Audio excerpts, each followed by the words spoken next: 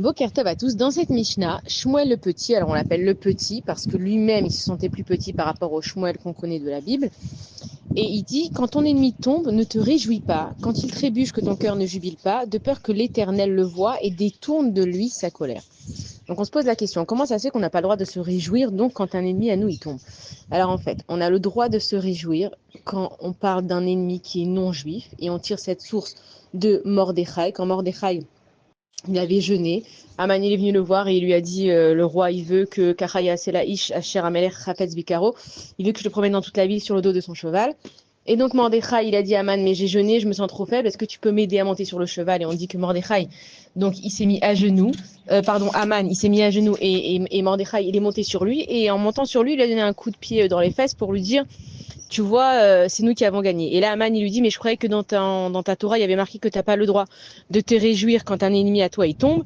Et Mordechai, il lui répond et il lui dit, non, on parle que des ennemis non juifs. Chez les juifs, on n'a pas le droit de se réjouir.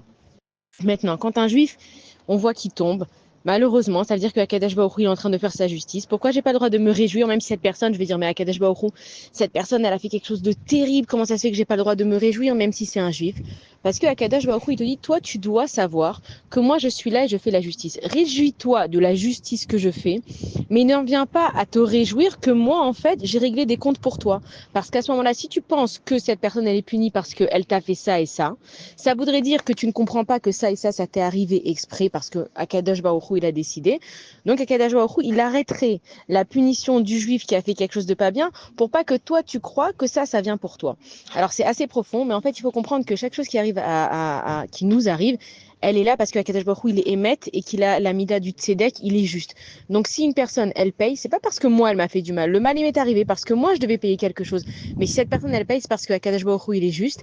Et encore une fois, on revient sur ce principe, quand nos ennemis ils tombent, et ben Ezrat Hashem qui tombent tous, on a vu que Akadosh Baruch Hu, il est en train de les faire tomber les uns après les autres, Ken Yirbu, que ça continue, et il faut se réjouir de la justice que Akadosh Baruch Hu, il fait.